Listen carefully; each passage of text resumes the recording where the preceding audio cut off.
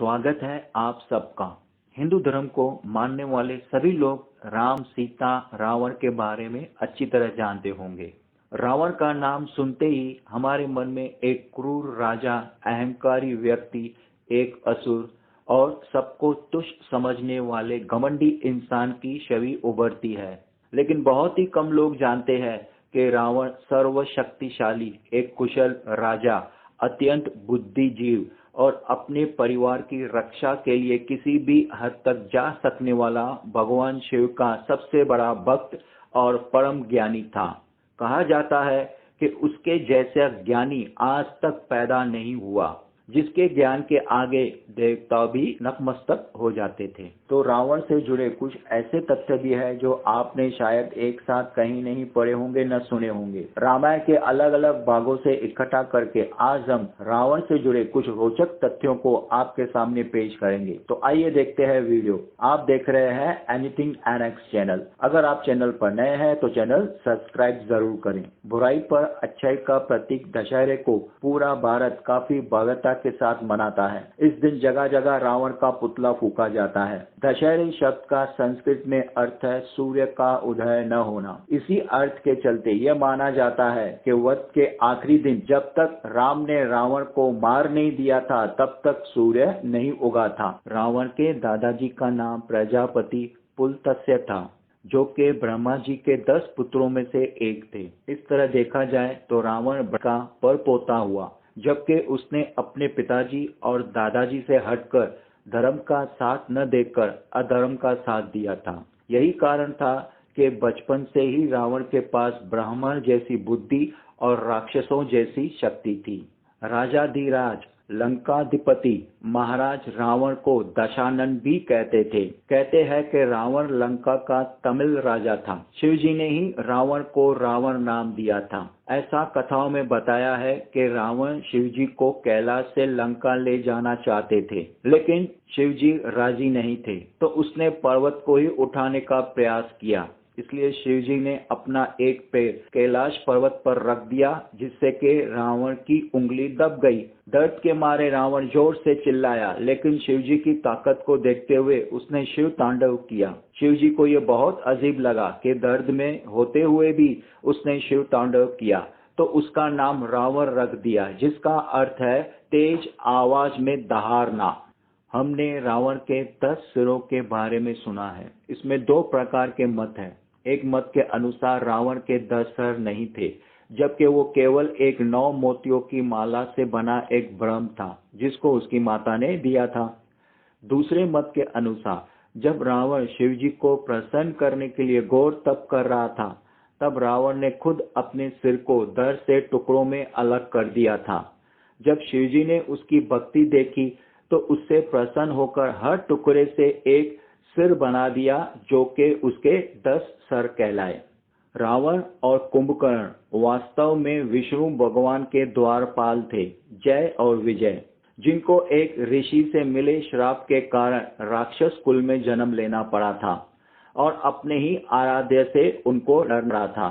श्रीलंका के प्राचीन इतिहास में सबसे कुशल और सबसे बुद्धिमान राजा रावण ही थे। यह बातें इतिहास में लिखी है। रावण के ही शासन काल में श्रीलंका की प्रजा सबसे कुशल और समृद्ध रही थी। आपको जानकर हैरानी होगी कि रावण की पूजा श्रीलंका में ही नहीं बल्कि भारत के दक्षिण राज्यों में भी होती है। कानपुर के शिववाला में कैलाश मंदिर परिसर में रावण का भी मंदिर है, जो वर्ष में दशहरे के दिन एक बार खुलता है, जहां पर रावण की पूजा की जाती है। रावण के कुछ चित्रों में आपने उनको वीणा बजाते हुए देखा होगा। इस यंत्र की खोज रावण ने ही की थी। रावण को संगीत का बहुत शौक था और वीणा बजाने में तो बहुत माहिर था। ऐसा कहा जाता है कि रावण वीणा इतनी मधुर बजाता था कि देवता भी उसका संगीत सुनने के लिए धरती पर आ जाते थे। रावण परम ज्ञानी थे। उसने 6 शास्त्रों की रचना की थी। रावण ने योग, धर्म, कामा, अर्थ, मोक्ष और नाव्या शास्त्र लिखे।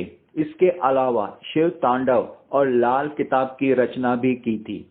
अरब में पाई गई थी, जिसे बाद में उर्दू और पारसी में अनुवाद किया गया था। इनके अलावा हिंदू ज्योतिष शास्त्र में रावण संहिता को एक बहुत महत्वपूर्ण पुस्तक माना जाता है। आपको जानकर हैरानी होगी कि रावण संहिता की भी रचना खुद रावण ने ही की थी। रावण अपने समय का विज्ञान का बहुत बड़ा विद्वान भी था, जिसका उदाहरण पुष्पक विमान का आविष्कार है, जिससे पता चलता है कि उसे विज्ञान की भी काफी परख थी।